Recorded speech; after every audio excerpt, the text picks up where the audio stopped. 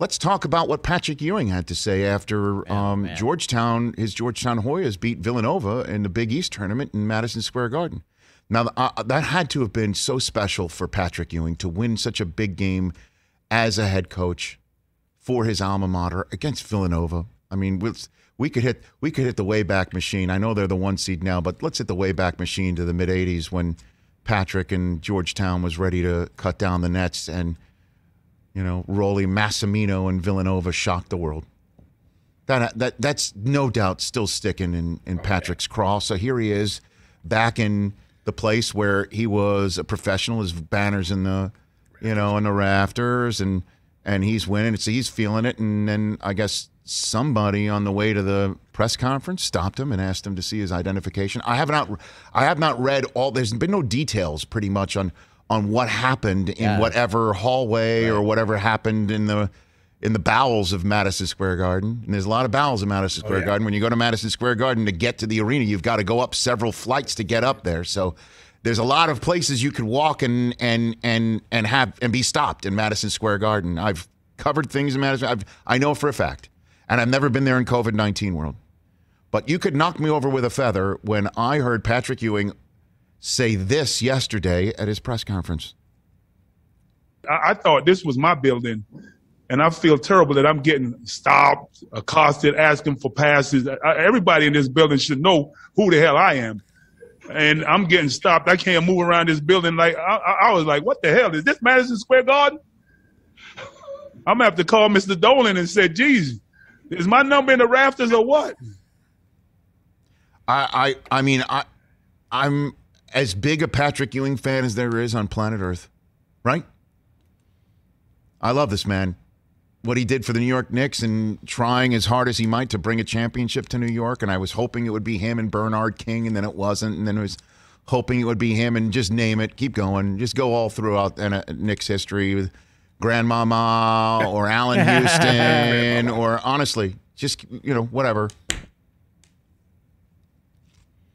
Charles Smith. Uh-oh. We could go on and on and on and on. I'd never heard Patrick Ewing talk like that before, literally.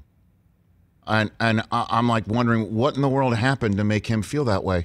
And I thought to myself, my God, how many people can be alienated from Madison Square Garden history? We all know about Oakley, and we all know about Spike Lee being stopped about coming into Madison Square Garden and from a certain entrance that they didn't want him to go through anymore. And, Marv Albert, voice of the Knicks, he was told to beat it. And now here's Patrick Ewing feeling this way. And I just was sitting there going to myself, and I even tweeted that out, like, who's next? Billy Joel? We're gonna alienate Billy Joel? I mean, who's left? I didn't see you say that. Who's left? I don't know who's left to alienate from Madison Square Garden lore. I don't know anymore. So all the dogs, Westminster. I don't know. Westminster Kennel Club. I don't know. And then I sat there and I thought this: what if the security guard was just doing his or her job, or all of them are? It's COVID-19. They're all nervous. Maybe. Head of security's nervous. I don't know. Check Chris Brockman. Check out. Check this. Check out. Just go online and see. Has hell frozen over? Because I'm about to defend James Dolan. What do you think? James Dolan's sitting at home telling all the security guards stop Patrick Ewing every 2 seconds. Honestly. And Dolan is, I mean, look, the way the man runs the Garden, I think is an abomination towards the fan base. Sure. But it's COVID-19. It's a big building. Somebody sneaks in somewhere. Somebody gets in somewhere. And what if the security guard's like 25, 30 years old? With all due respect to my man, my idol, Patrick Ewing. They don't remember when. They would have no idea. You know what I mean? And I know he's a 7-foot man, and you figure that he must likely be, here for a basketball tournament, but. You tell somebody in security it's COVID-19, we need to make sure that this place is locked down. You stop everybody that comes through this part, and you stop everyone who comes through that part. And Patrick Ewing is probably just all excited, and I don't blame him. Finishes 8th in the Big East. They beat the 1 seed Villanova, and he's feeling it, and he's probably like all hyped up. Dolan apparently called him and said, hey, we just want to make sure you are welcome here. I just never heard Patrick Ewing in 20-some-odd years. ever say for a split second, don't you know who I am? You know? The only time I ever maybe saw him say something was when Pippen dunked on him. Don't you know who I am? I'm serious, and it's terrible. And I'm seeing all the memes about all the people that have been, rejected by Madison Square Garden or in Madison Square Garden. Or my buddy Kyle Brandt putting, Charles Smith memes up yesterday. It stinks.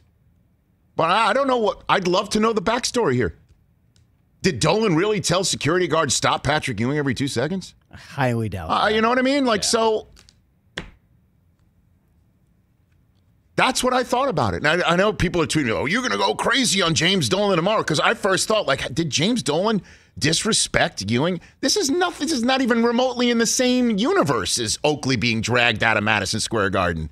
And I'm hearing out of New York that it's an equivalent. It's not. It's not even remotely in the same area code as what happened to Spike Lee. It's unfortunate. I feel for the security guard who probably got a phone call. And I bet you there are photographs of Patrick Ewing everywhere, and he won't need to walk around with his identification anymore. And I hope Georgetown goes deep. I bet you Patrick might be sitting wherever he is right now saying, man, I don't know, was it worth it? Maybe it was for the moment because, again, this could not be any bigger for him, for his program, for his legacy, for his 1985 version of himself, right? That's big. That's Villanova. They just knocked off.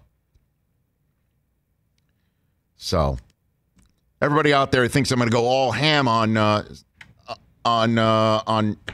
Dolan. I'm actually sitting here saying, what's this guy supposed to be doing? What is do you think it had somebody say, hey, Mr. Dolan, can you put the harmonica down for a second? We've got to get you out of the studio. And, I know you got the JD and the Straight Shot live tour coming out, the fully vaccinated tour you got coming up. But, we got to tell you something. I think you need to call Patrick. That's probably what happened yesterday. 2021. Can you put your coffee cup down for a second and your harmonica and take your scarf off with your Schmecky hat? See, I couldn't get through it all, could I, Chris? I couldn't get through it all without the wormhole trying to pull me in gravitationally. That's what we like. It's a strong pull. Strong gravitational pull. Strong pull. Hey, you watched all the way to the end. Thanks for that. Watch more right here.